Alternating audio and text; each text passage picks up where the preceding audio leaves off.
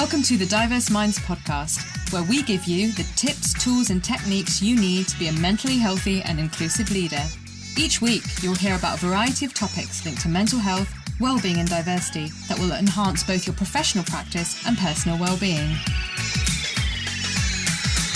Welcome to the 223rd episode of the award-winning Diverse Minds podcast, and it's Disability History Month, of course. And I'm delighted to be joined by my guest today, Toby Mildon. Toby Mildon is a diversity and inclusion architect who's passionate about creating diverse workplaces and cultures that are inclusive. He's helped some of the UK's largest companies, including the BBC, Deloitte, Sony, and HarperCollins Publishing, improve staff retention, brand innovation, productivity, and performance. Toby's lifelong passion for diversity and inclusion stems from his personal and professional experiences with inequality and his belief that building a culture of inclusive growth is essential for organisational success. Toby's Inclusive Growth Culture Programme helps businesses implement real change and avoid shallow and superficial diversity initiatives. Something we don't like at the Diverse Minds podcast, superficial. If a company has more than 250 employees or is intending to grow to this size, Toby's the right person to help drive the business forward and achieve new heights. He speaks passionately about how moving beyond superficial diversity initiatives and building a culture of inclusive growth is essential because it addresses the underlying issues of inequality and creates a sustainable framework for continued growth and success. Toby's book, Inclusive Growth, Future-Proof Your Business by Creating a Diverse Workplace, provides a practical framework that enables you to deliver a sustainable, diverse, and inclusive workplace that helps your organization to grow. His book helps you understand how to strategically align diversity and inclusion to organizational growth, change the culture, and motivate senior leaders to walk the talk for inclusivity design and implement a sustainable inclusivity infrastructure, work as a whole organization rather than just HR in isolation. And finally, to celebrate inclusivity to become an employer of choice in your industry. So I'm really delighted to welcome Toby to the show. Thank you. It's great to be here. Thanks for inviting me. Well, it's really exciting because we were just talking, weren't we, offline, that I was trying to work out whether I'd met you in the flesh before, but I haven't. So it's really great to have you on the show. So I've read out your bio, Toby, but I think it's really great if you could tell listeners what you're working on at the moment. Yeah, well, where do I start? We're really fortunate that we've got loads of interesting clients and projects on the go. But right now we are helping a client with recruiting a new board. So they've just created a spin-off company and they're recruiting a new board, and we're helping them with their inclusive recruitment. So we're running some assessments around inclusive leadership with the candidates, and we're using that as a way to help with selecting candidates for the new board. We have developed an inclusive leadership development program for one of our energy clients, and we're also working with another client in helping them develop their diversity and inclusion strategy. So we've got plenty of work on at the moment, keeping us out of trouble. Yeah, brilliant. And such a wide range of things. That sounds super exciting and interesting. Love it. So could you tell us a little bit about your journey to becoming a diversity and inclusion architect? And actually, I really love that term, that title, and I've not really heard about it before. So yeah, I'd love to know more about the title and also your journey to becoming a diversity and inclusion architect. The title comes from architecting inclusive workplaces and cultures. So my role is to work with an organization and like an architect, sort of create drawings or the plans, and that's really where it comes from. In terms of my journey, I actually spent the first half of my career working in technology. After university, I was an IT consultant for Accenture. I worked in healthcare technology for an American healthcare company called Cerner. And then I ended up at the BBC as a technical project manager on redeveloping the news website and developing the BBC Sounds app. And I also worked on accessibility projects because I used to work in the user experience and design team. And then I always tell people that I fell into diversity and inclusion. It wasn't really an intentional career move. So I was working in technology at the time, and I used to work really closely with the senior leadership team, and they were concerned around the gender imbalance that we had in tech. So at the time, only 14% of our workforce were women compared to the rest of the BBC, which had a 50-50 gender split. So the senior leadership team came up with a plan to get more women into tech roles, and they needed a project manager to execute the plan. And that's where I volunteered. And then I quickly realized that it could not be done in a day a week, that it was actually a full-time job. Yeah, we know that, don't we? I think often people think we can just quote unquote do diversity or do these things, but we know that they're a journey. And one of my podcast episodes not that long ago to wrap up Black History Month season was all about starting and finishing your behavior change journey and then starting and finishing them, because you were always doing these projects. In an ideal world, we wouldn't be doing that, but we know we don't live in an ideal world, and it needs this constant nurturing and moving forward. Absolutely. And so thinking about disability inclusion specifically, what does the term disability inclusion mean to you? And I ask this because, of course, I'd love to hear from your perspective, because people brand these terms out, disability inclusion, but what does it mean to you? So if you walk into an organization, you think, right, brilliant, they've really understood this and got this. What does that look like? I know this might sound a bit too simplistic, but it's about including disabled people. The clue is kind of in the title, really, but it's surprising how many organizations neglect to include disability when they're talking about diversity. They tend to focus in on maybe one or two groups of people. So I'll say to them, so what's your diversity strategy? And they go, well, we've got a program around women in leadership, and we've just put together our anti-racism action plan. And then I'm like, okay, so what about disabled people? Now, the problem with kind of taking that siloed or hierarchical approach is that we're neglecting to talk about intersectionality, that disabled people also have an ethnicity, a sexuality, a gender, a religion or a belief, or no religion or belief. And so for me, disability inclusion is, let's make sure that we are including disabled people when we're talking about our diversity and inclusion strategies. And then let's make sure that we're talking about intersectionality when we're talking about disabled people. And I couldn't agree more with that. We know it's really important, as you said, and of course, how we may acquire disabilities and impairments. We might be born with a disability, we might acquire a disability, and that needs to be talked about. And I think your point about women's networks really poignant, because I used to get deeply frustrated when I was in a job that these women's leadership programs or women's network were very much for senior women who tended to be white, who tended to have support at home, who tended to be parents, and it left out a huge swathe of women in the workplace. You never see, and we know that the figures are still predominantly cleaning staff are likely to be women. I'm not saying they are all women at all, and I'm not saying that's their role. I'm saying we still see that in the workplace. They don't include those women. They don't empower those women. So yeah, deep frustration around that. So yeah, really helpful that you've mentioned that as well. And building on that point then, what changes have you seen over the years in terms of invisible and visible disability support space? Because again, that seems to shift. I was having some conversations recently, and a colleague said to me, I think there's a lot of conversation about mental ill health and recovery and neurodivergence and being on the neurodivergent spectrum. But at the moment, I feel like physical disabilities are in the cupboard again. Yeah, what are your thoughts on that? There's just been an increase in awareness and conversation around invisible disabilities than there was a few years ago. There's just a general recognition that there's visible and then there's invisible.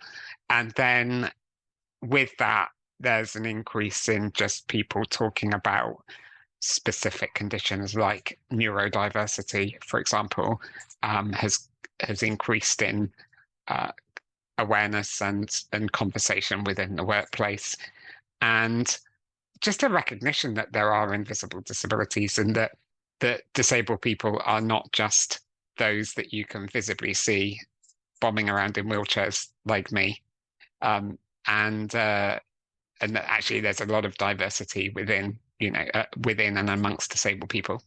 I think, yeah, and it's interesting for me actually, because I feel, as a bit of an outsider now and not being in a workplace every day in, day out, but there is less discussion about physical and sensory disabilities. And so I feel as well, it's almost like, well, if it's obvious and you don't tell us, it's your problem. So I still feel there's a long way to go in that conversation. And I wondered, we've just talked about invisible disabilities or disabilities that you can't see, but I do feel that people with visible or sensory disabilities are not getting the support they need. So what do you think are the biggest challenges in accessing support right now? Yeah, there's a lot of things going on. Generally, there's just a political backdrop. The current government don't have a good track record in supporting disabled people. They are creating divisions rather than unity in society. It's not just disability. It's around immigration. It's around race and ethnicity. It's just, they've got it out. They've got it in for the woke agenda, as they call it. And that is leaving disabled people reluctant in coming forwards because they're worried about how they might be received. Yeah, I really agree with you. And I think we've seen things like, I think access to work is brilliant, but the waiting lists at the moment are 9 months. So for people to get support. I've also been having quite a few conversations, we're going to talk a bit more about the workplace, but with people who support disabled entrepreneurs from global majority backgrounds and potentially from low income areas. And the way that the systems are set up, if we think about universal credit and the legacy of disability benefits, I mean, they're very minimal, and how it really penalizes people who are starting a business, and there's no grace period. So we know if you start a business, you need some time to build up the funds and the reserves, but there isn't that. So the universal credit just starts going. So often if people are trying to start a side hustle, it really stays as a side hustle because they don't get that momentum behind them to push forward. So yeah, and I feel like there is a place for workplaces to support potential entrepreneurs, and that's really interesting to me. So again, I don't know if you had any thoughts about how larger workplaces could support disabled entrepreneurship as well. Yeah, you're right. I mean, when you start out as an entrepreneur, it's helpful to have a bit of a safety net. So when I left the city to set up my own consultancy, I was in a really fortunate position that I was able to build up a bit of a safety net whilst I took that leap of faith into self-employment, knowing that I had a grace period. But I was in a very privileged and fortunate position that I had a great job in the city, and that I was able to build up that reserve. Not everyone is in that situation. And then if you think about just the additional costs that you have as, when you're a disabled person, the additional living costs that you have, disabled people probably need a bigger safety net, than a non-disabled person. And if you are relying on, as you say, if you're relying on, benefits and support like that, they're not designed in such a way to provide that safety net or even provide encouragement. Back to what organizations can do. It's a difficult one, I think. If you're a large organization, having worked in corporates like the BBC and Deloitte, and now running my own business for a few years, I really do believe actually that corporates can learn a lot from entrepreneurial. I believe that corporates can learn a lot from entrepreneurialism and teaching their people entrepreneurial skills.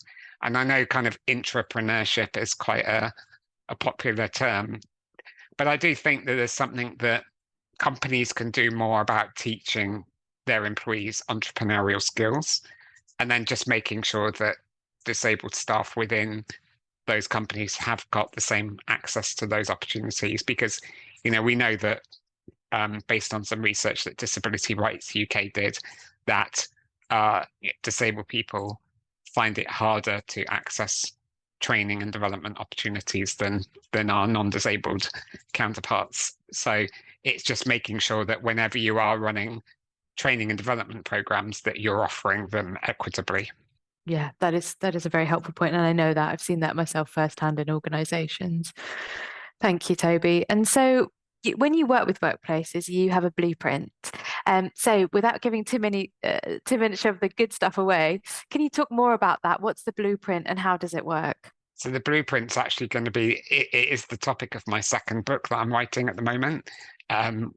So this is kind of a tried and tested methodology with organizations. So first of all, you need to raise awareness, and you just need to increase the conversation about diversity and inclusion and disability inclusion within organizations so that people feel comfortable talking about it. It's not a taboo subject. People are familiar with and they feel okay around the language that's being used, and they're not afraid of you using the wrong language, and they know what to do if they put their foot in it, and they learn how to be allies. And there's just a general thing around raising awareness and getting people comfortable about the whole diversity and inclusion topic.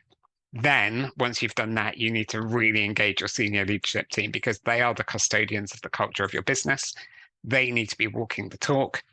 When people look up at the top of the organizations, they need to see themselves reflected in the leadership team if they want to have the confidence of staying in the organization and progressing within the organization. So there's a whole thing around engaging the senior leadership team, getting them really clear on the business case and why diversity and inclusion is important to your business.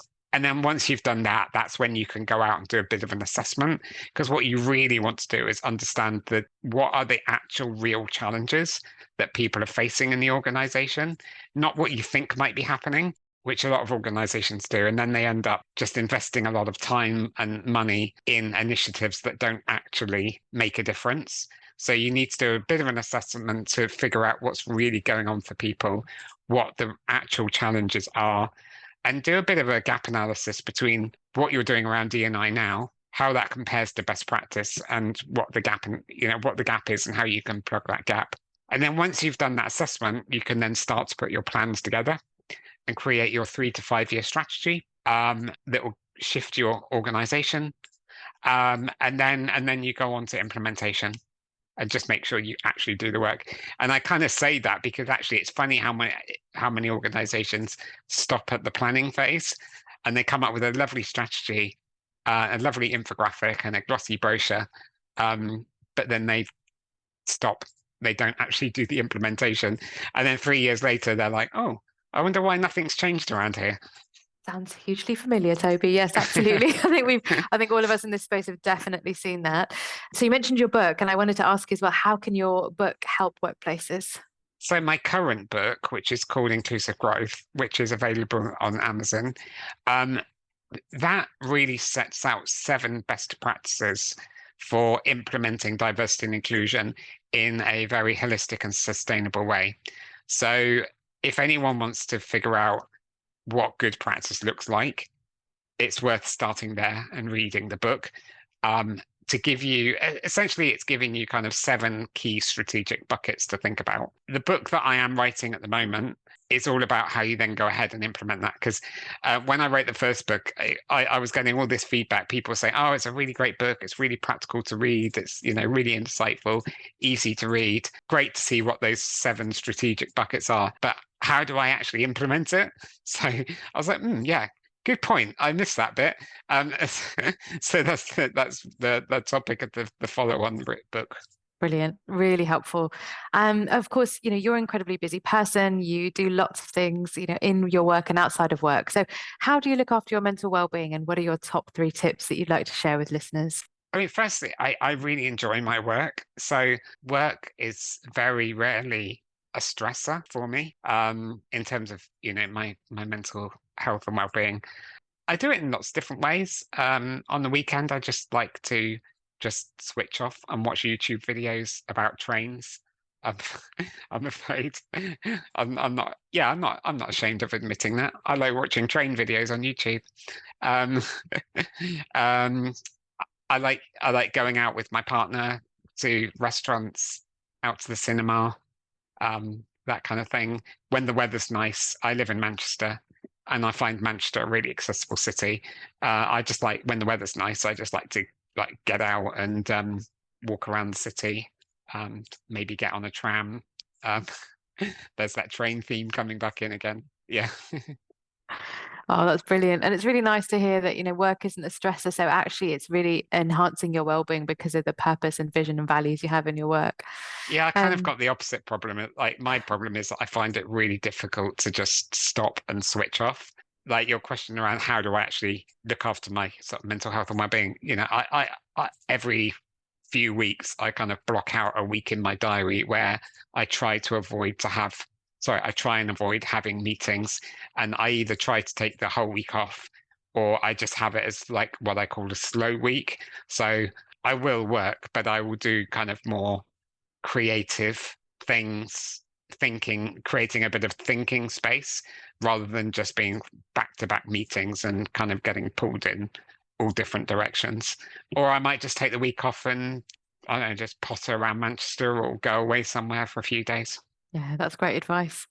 And finally, if people want to know more about your work, how should they contact you? And I will, of course, include the links in the show notes. The best place to start is just connect with me on LinkedIn. I share a load of info, content on LinkedIn. So just connect with me on LinkedIn, drop me a message, say hi. There's stuff on my website, but LinkedIn's probably the best place to begin. Well, thank you so much, Toby, for joining us and for kicking off the podcast series for Disability History Month. Really an honour to have you on the show. And listeners, do take care and join us next week. We'll be talking more about accessibility and inclusion. Thanks for listening to the Diverse Minds podcast. Don't forget to subscribe on Apple Podcasts, Spotify, or wherever you access your podcasts from. You can also connect with me on Facebook, Twitter, and LinkedIn. Tune into next week's episode of the podcast, where I'll bring you more insights on mental health and inclusion. Bye for now.